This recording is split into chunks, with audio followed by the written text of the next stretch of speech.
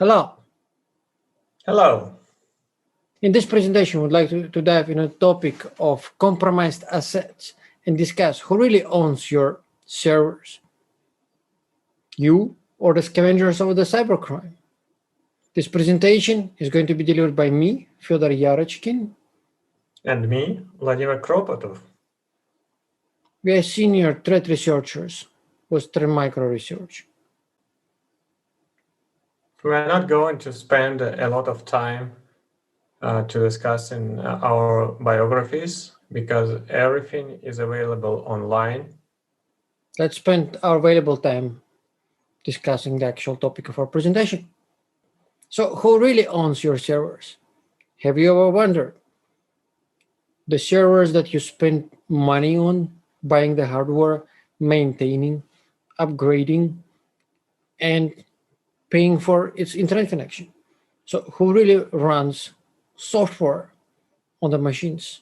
In fact, access to post servers, dedicated servers, and machines within corporate networks is a common tradable good on underground forums.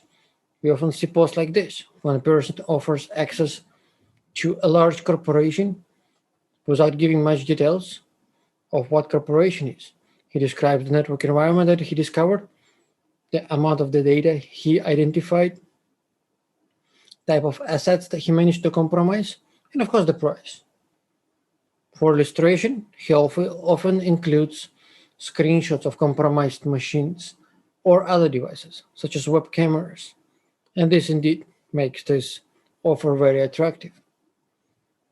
Have you ever been wondered if your corporate network or the machines that you run have ever appeared on such sale or would ever appear on such sale? Anyhow, it's a disaster for InfoSec team if it happened. In fact, automation of credential verification is very accessible to cyber criminals.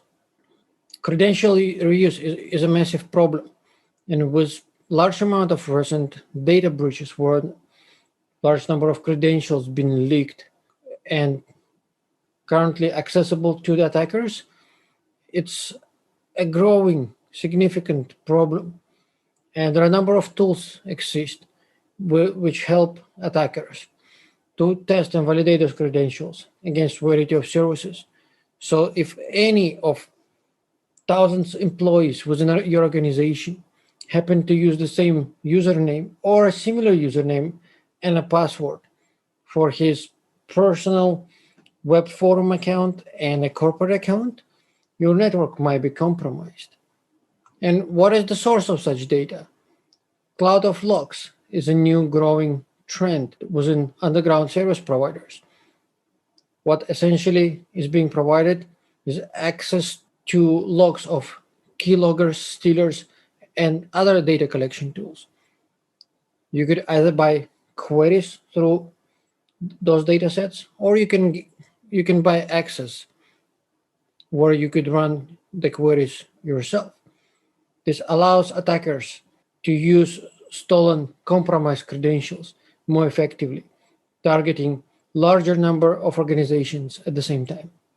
So let's look deeper into a life cycle of a server that could be potentially compromised. And here we will illustrate what normally happens with server at the later monetization stages. So in our recent research, we published it in October. We have a categorization of bulletproof hosting, and different types of assets are used for this hosting. And if you go to the right side of this picture and look, you can see how cost of the service drops down from the bottom. Servers in own criminal data centers. In the middle is short-term lease, and on the top we can see the cheapest price for the hosting on compromised assets. And this hosting is widely used by criminals when they operate and accomplish routine operations with objective of monetization of the knowledge we have and accesses we have. Of course, since it's a cheap access, where some drawbacks. So normally it's no uptime warranty, and this kind of hosting is suitable for limited type of activities, which normally have a short time span, like hosting of phishing pages, like sending spam emails, or vulnerability scanning and brute force attacks. In this case, if asset is alive during the night, it's normally enough for criminals to get the money which we paid back and earn some extra money on top. Hosting is just one of the options of this kind of monetization. And let's look what else we have. If I look into recent news about different types of malware, we can see a prevalence of news headlines related to ransomware campaigns. Many companies witnessed this kind of attack. If we look into this news, we can find that ransomware is just one action. Even ransomware groups actually exfiltrate the data and they blackmail victim. The data we had stolen, and some groups already publishing the data which we exfiltrate from the company. What else we see? It's a coin miners which are distributed over government and corporate networks, where many other stages which we will discuss right now. What happened with server or compromised asset, which could be a corporate network or government network? We're not limited here us to server only scenario. On this diagram, we can see what Metary actors can do: asset categorization and estimation of possible monetization paths. What means that it's not like before, when compromised computer was a part of the botnet and all thousands or tens of thousands bots consider it the same and the value of these bots was the same. For now, like APT groups, criminal actors categorize assets and trying to find the most important assets, like computers inside corporate networks, computers inside banks, or other critical infrastructures. And those assets, like diamonds, what means we can sell these assets not for tens of dollars, but for tens and hundred thousands of dollars on the underground market. Where several other scenarios which could happen after compromise, and which scenarios can be repeated by different owners. But normally, if before assets stayed in one hands for quite a long period of time, now it's normal to resell access to the asset on the underground, and this asset could be sold to APT group, which will monetize the asset APT style while leaving traces of mass malware campaign, or it's sold to underground actors and criminals groups who will monetize this asset several ways. What we've seen is that coin miners, which are normally considered as low priority threats, often just an intermediate stage of monetization of more complicated and dangerous scenarios. And that means that infrastructure owners shouldn't treat coin miner, which we found on the asset, as only one disaster that happened with the computer, server, or network. That means there could be many changes of hands on the background before and after, and the scope of incident and the impact of incident will be way worse than expected. What is obvious that a ransomware attack is often a last stage of monetization, because this attack is pretty visible to infrastructure owners. And that means that discovering ransomware in the network, this could be just the last stage, because we saw explicit advertisement that criminals selling access to corporate networks, which were monetized by many types of methods before, and by explicitly selling those accesses for encryption. So to summarize, once machines are compromised, while the attacker is waiting for a machine to be sold, he could be running his own software that makes him a little bit of money. However, once the asset is sold, or even before it's sold, the data could be exfiltrated, access to particular devices, or the data could be sold. The data itself could also be sold. And then the operations that make an asset inoperable could happen, such as ransomware.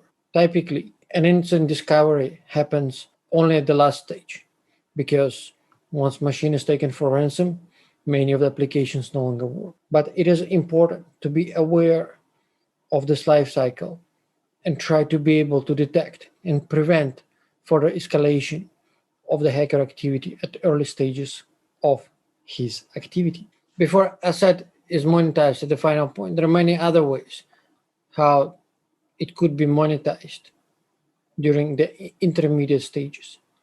A compromised server could become a part of the fast flux network, a short-term bulletproof system,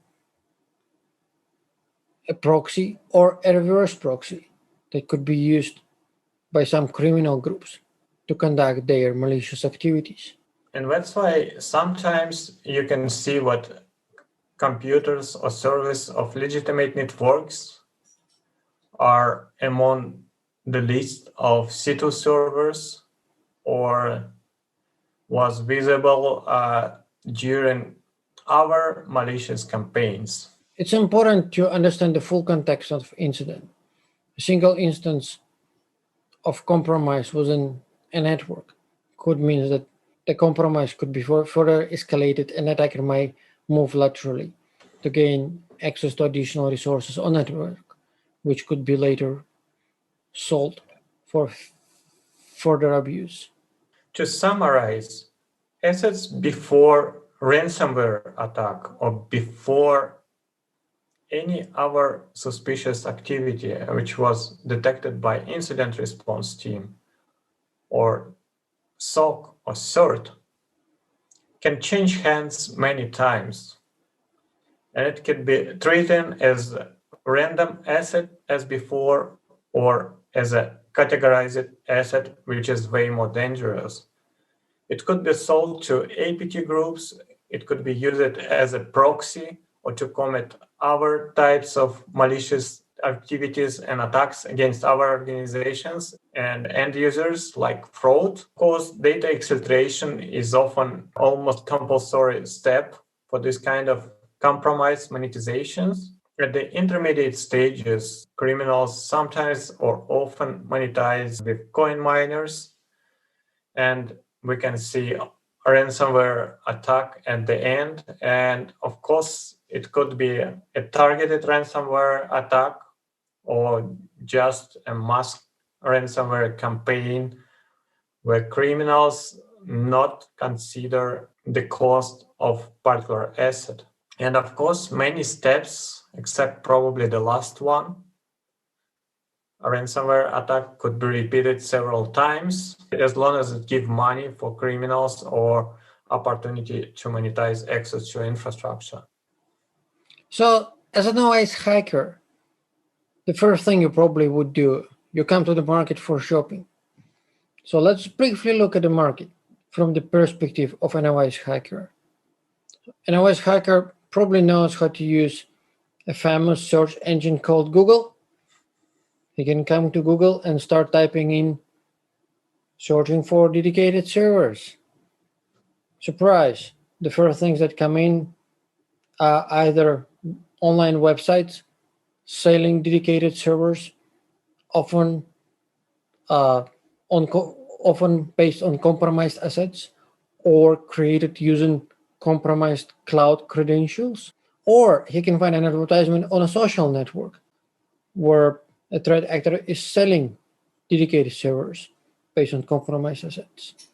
Of course, he would also find links to online forums with sections that purely dedicated to trade of compromised assets. Let's quickly take a look at one of such forums. You can see that there are multiple advertisements of selling dedicated servers with a guarantee. Since it's a compromised asset, the person cannot guarantee that this asset will not be taken down because he does not physically own the machine. However, he can provide a replacement for a server that might suddenly disappear when sold to a potential customer.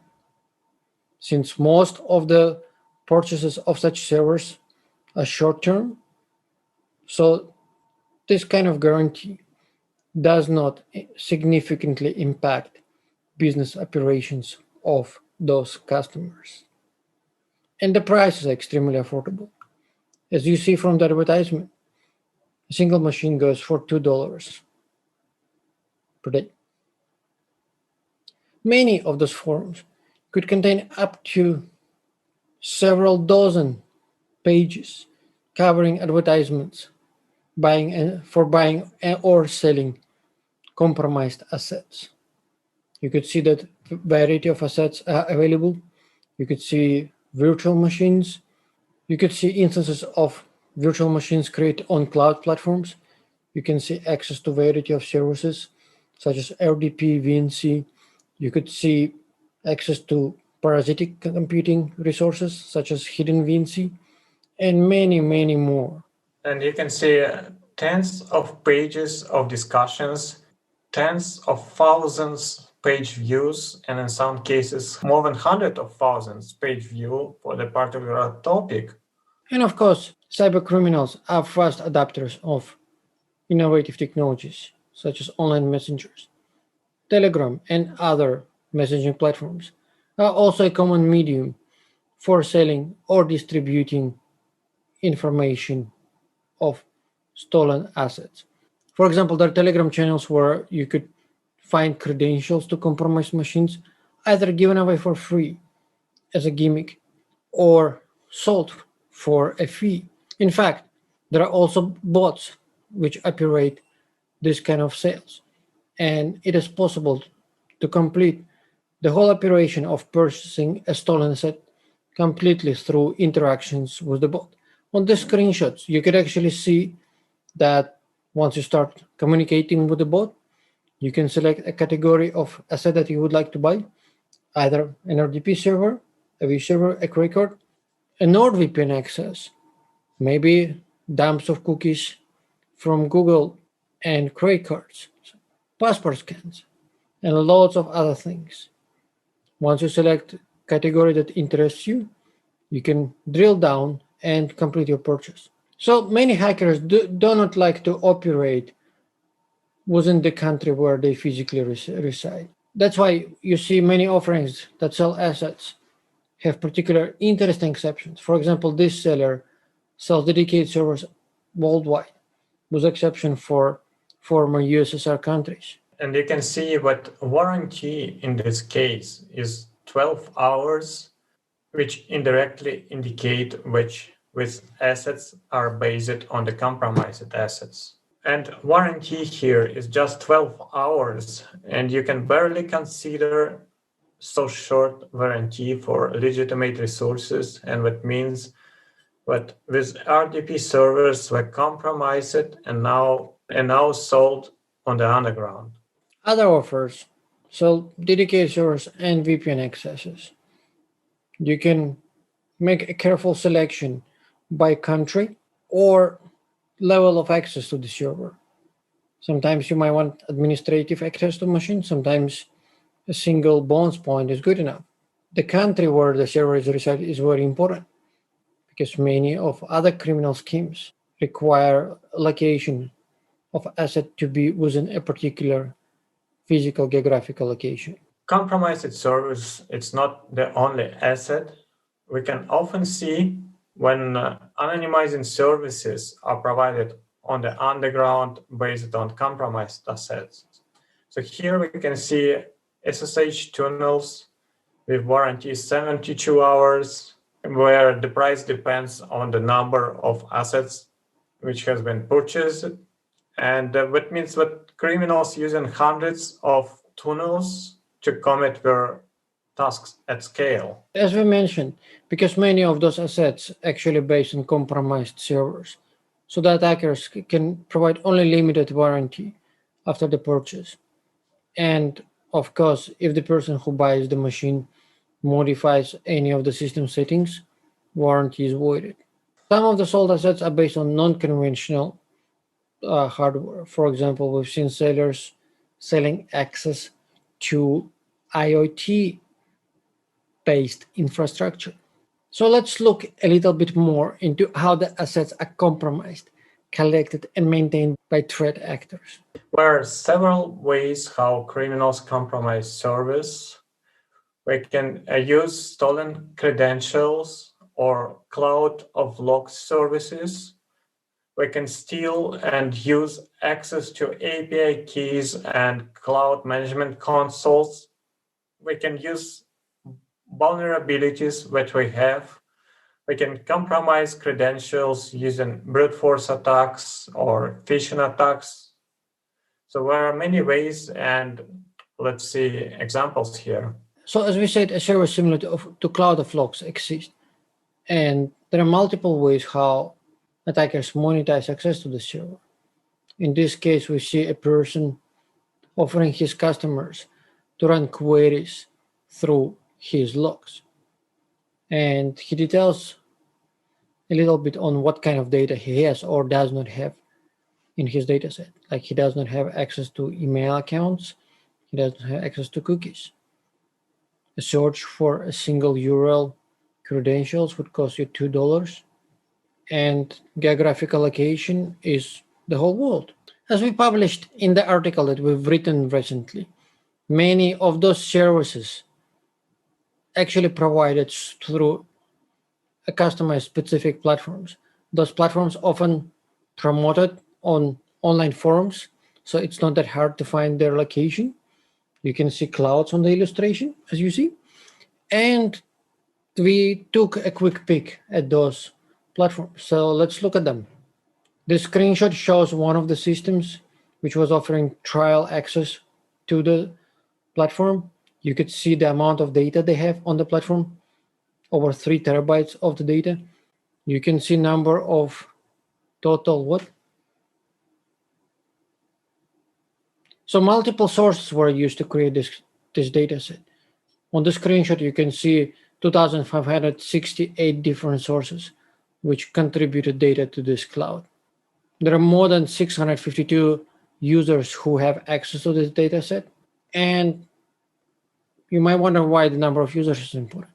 For the attacker, it is important because it tells that there are more than 600 people that simultaneously look at this data. More people examine the data, lower the quality of the data. Sellers of such services, to address this problem of parallel access to the data, we introducing quotes, which could be a quote to the number of search queries per day, results of which buyers can download from the platform. And on the bottom of the screenshot, you can see the data update schedules. Of course, it's important for the user of the data to know how often the data is updated, because you don't want the data that is not updated at all.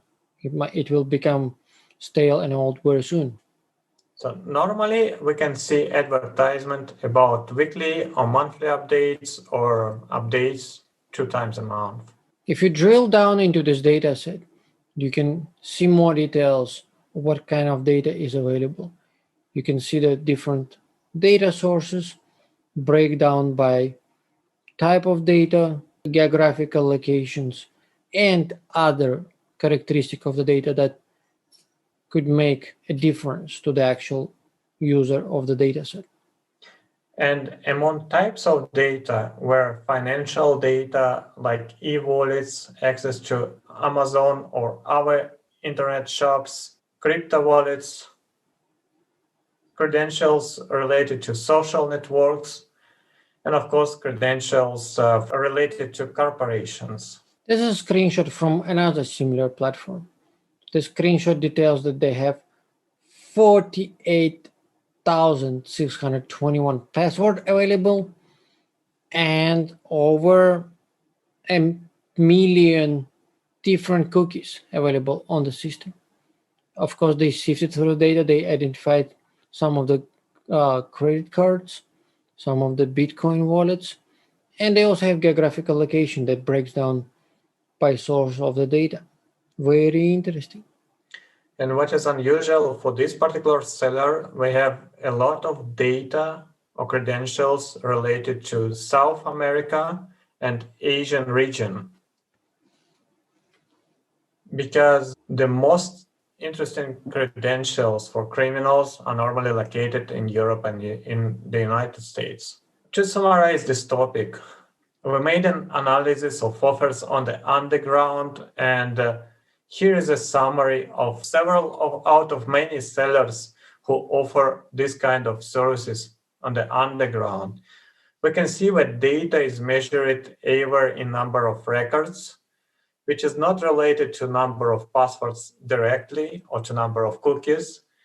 It's a number of compromised assets which has been used to collect the data. So for every line out of 100,000, there might be tens of passwords and cookies inside. The price model is different based on several things: size of the data, the quality of the data, what means if data or logs were monetized already several ways before, because often sellers selling access to the data, which was, for example, already monetized for e-wallets and Bitcoin wallets. What means that value of this data is a bit lower comparing to the data or logs which was just collected.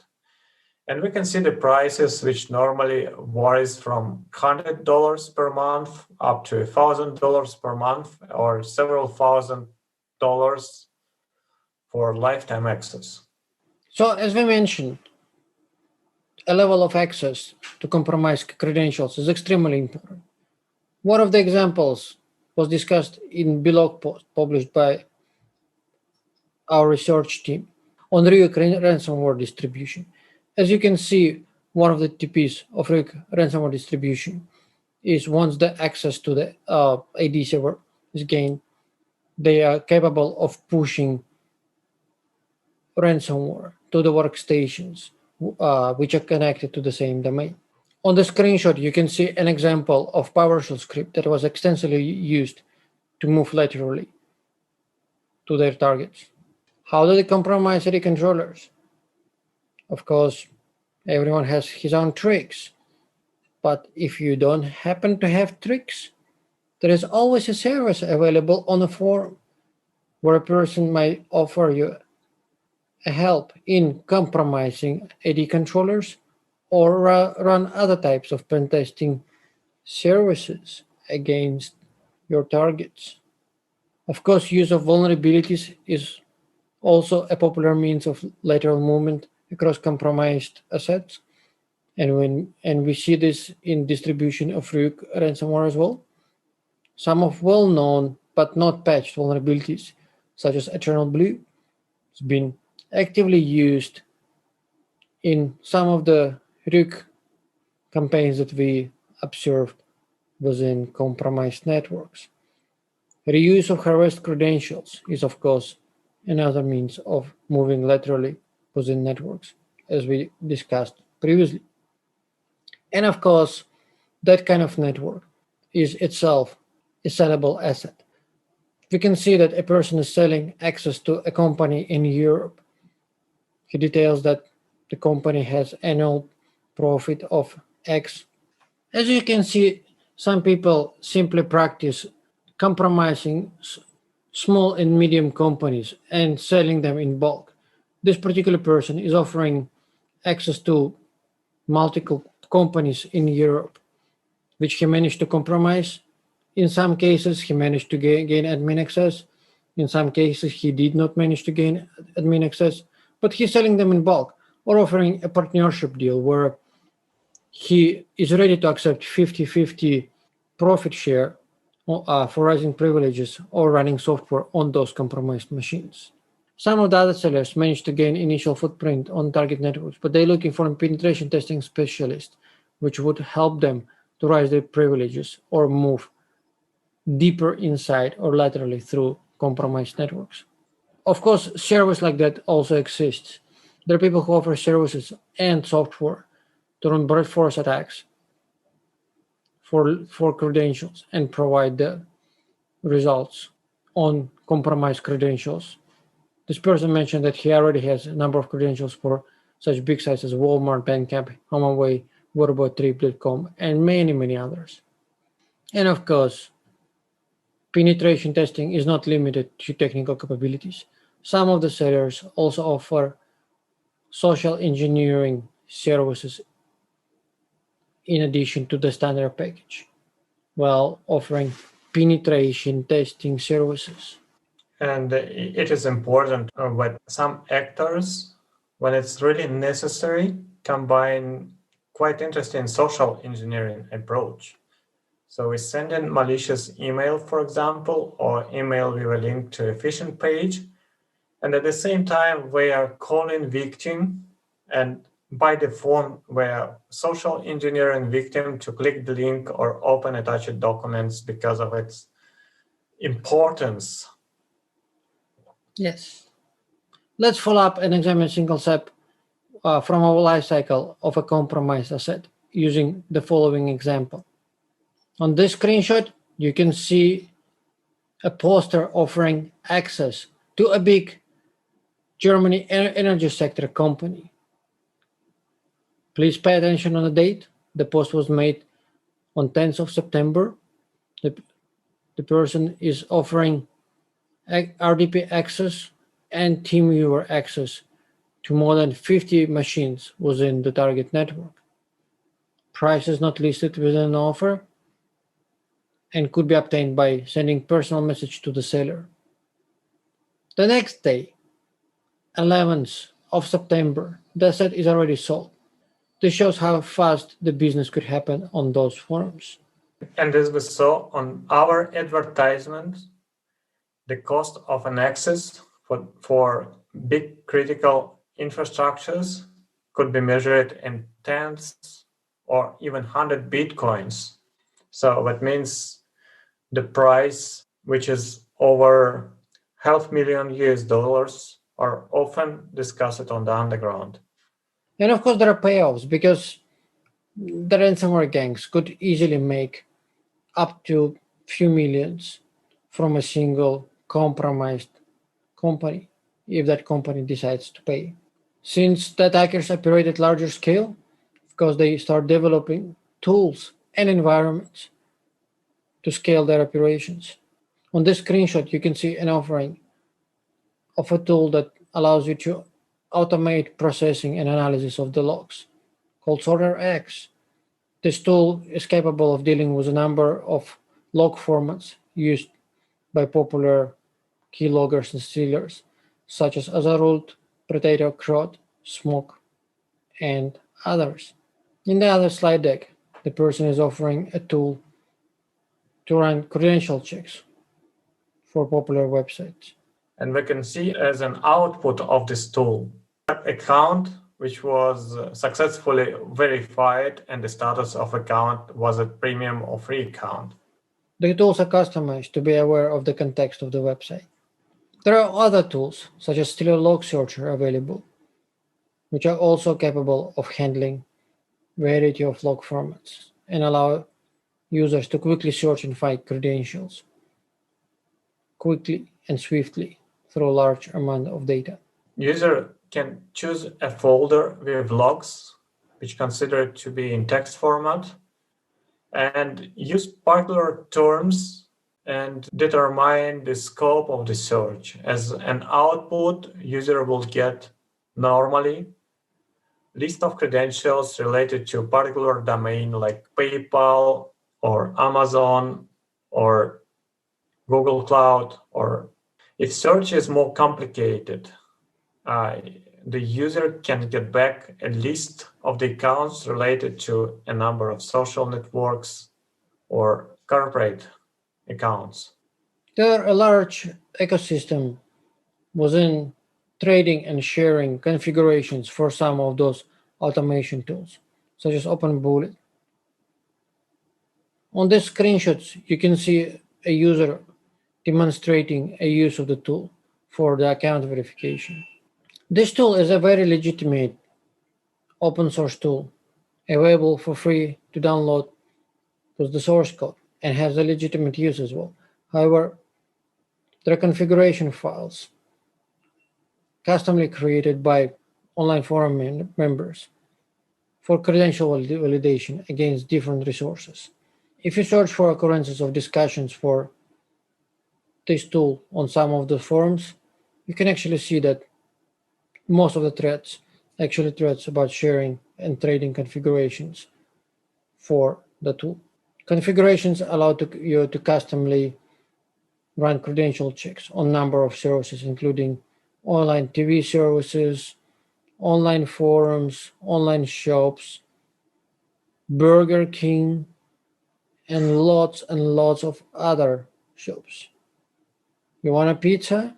If you manage to get credentials for Domino's, you get a pizza. That's the script kiddie primary means of using those configurations. And of course, being script kiddies, they don't even read what they buy or get access to, often being tricked into also revealing the data that they getting access to. On this screenshot, you can see a person selling access to Azure accounts.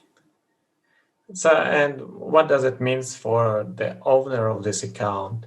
Cloud accounts are the big hot sale because once you have an access to a cloud account, you might actually start creating instances of virtual machines, which might not be even charged to the actual account if you terminate them timely.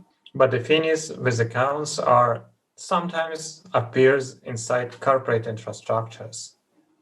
So that means that's yet another way or opportunity for criminals buy access to this kind of console or to the machine generated with this kind of console and be inside corporate infrastructure.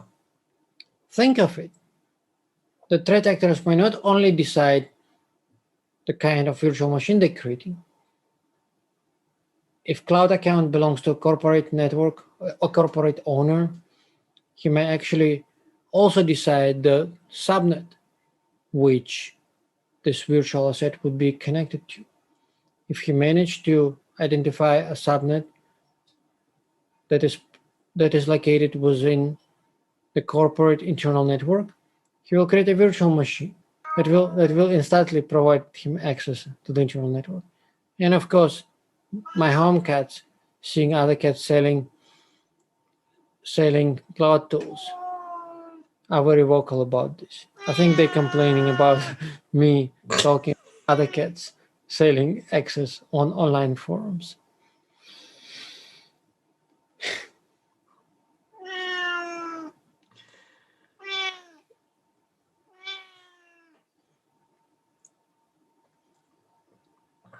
Selling cloud computing accounts is indeed very common and is extremely affordable as well. Google Cloud accounts that normally run for 400 US are only sold for $15. AWS Business Plan goes only for $10.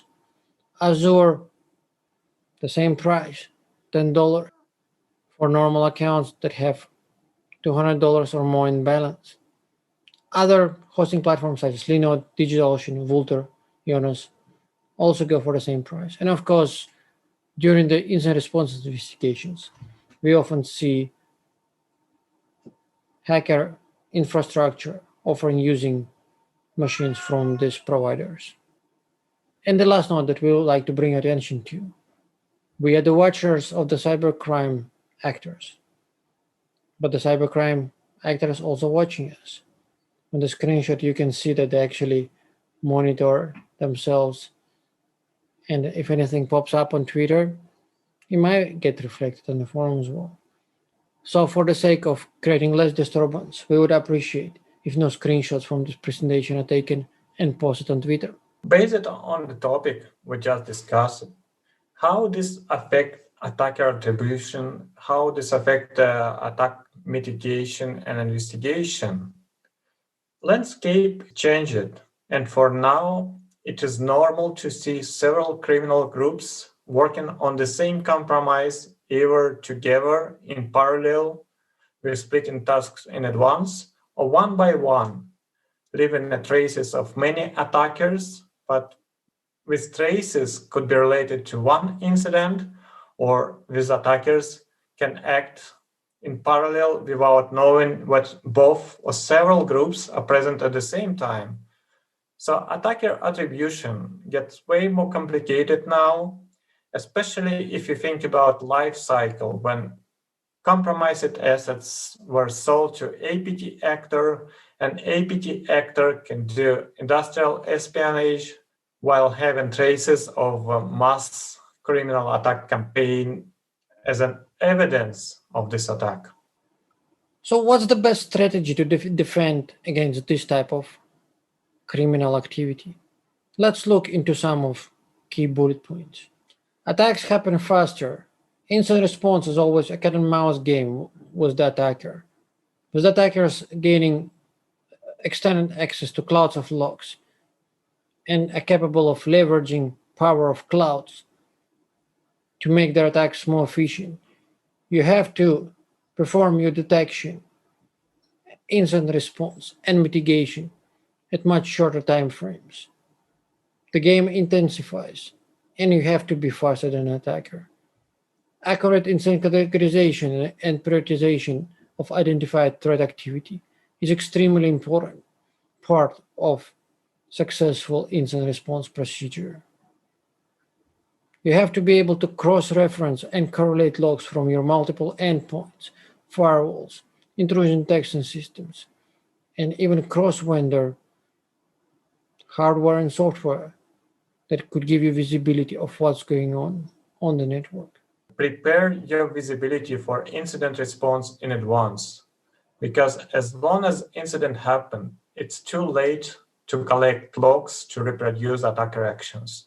If you use clouds, the cloud convenience also comes with additional threats that might be posing towards your organization from the use of cloud platforms. We describe potential attack scenarios that could be utilized by the attackers, but they are not the only ones. Your main valuable asset is actually your data.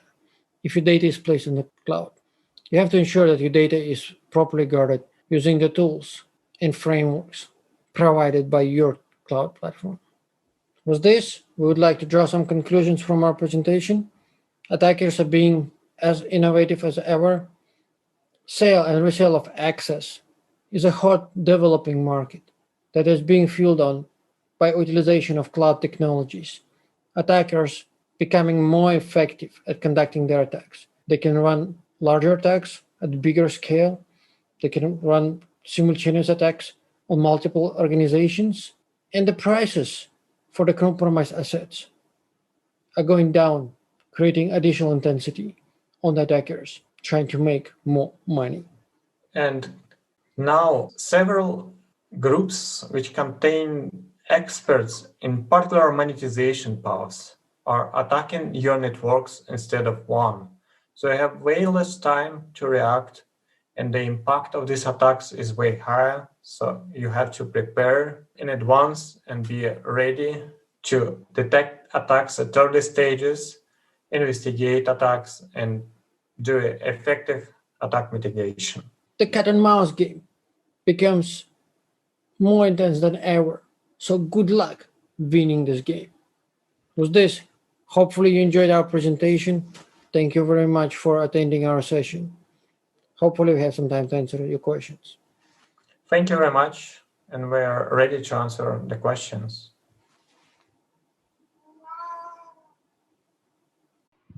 Okay, now let's move to the Q&A. So there's a few questions here. So the first question is, you mentioned that some of the services provided come with little or no guarantees. So on average, how long will these data sets remain their validity? Okay, so when we talk about guarantee, it was mainly covering availability of the machines, of the dedicated hosting machines, and a typical guarantee would be 24 to 48 hours. So if a hacker is buying a dedicated server that was a compromised server, if the server goes down within the next 24 hours, he can claim another server from the seller within covered price. For the data sets themselves, there is no guarantee on the data set. So like the things like clouds of logs where they search for credentials, it's just a bunch of logs that people search for interesting hits. There is no guarantee that those credentials would work or those credit cards would work. It just, they sometimes say that I used this data set by myself before. I probably took some of the credit cards and used them so they could be burned credit cards, but uh, I'm giving you access to search for that. So for data itself, there is no guarantee. I So see. I would say for proxies, it's the same short-term guarantee for the proxies based on the compromised assets. And for the cloud of logs, instead of guarantee, actors provide statistical data about success rate of monetization. So when this access is sold in the advertisement, you can see that it was already monetized for example, cryptocurrency wallets and Amazon accounts. And for other accounts, for example, 90% works or 20% of accounts works, so some statistical data. I see. Okay. So by your research, which regions are most readily available in these data sets, like and services? Regions being the geographical locations. So I would say because those hosts are mainly used for either hosting or fraud, so they would be skewed towards the countries which they mainly targeting for the fraud. So for example, economically successful countries where fraud is easier to conduct, like United States, Europe, would probably the most available within the data sets, and Asian countries used to be very uh, little seen in those data sets, but with the recent years, I think the numbers are catching up. So from what we've seen, and we actually surprised that like we often see Taiwan, Singapore, Malaysia, China, Japan. In the past, we would not be so often seeing these regions in those data sets. Like especially Japan, like recently there is quite a bit of interest towards that region. And Vladimir, do you have something to comment?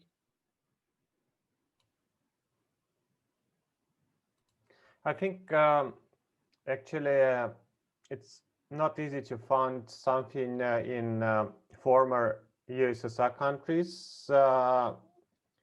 I mean, compromised machines. It's possible to find hosting, but many actors doesn't provide services on former USSR countries. Overall, it's Europe and the United States. And I think some hosting, some fast looks hosting is presented in China. Mm. Yep. So okay, so that's the last question. Do you guys have any closing remarks before we end your session? Well, hopefully you enjoyed the presentation. If you still have questions, we could be easily contacted either through Twitter or email. I think there should be contact information in our slides that we will share with the organized letter. So feel free to get in touch and we'll answer your questions. Okay, Yeah.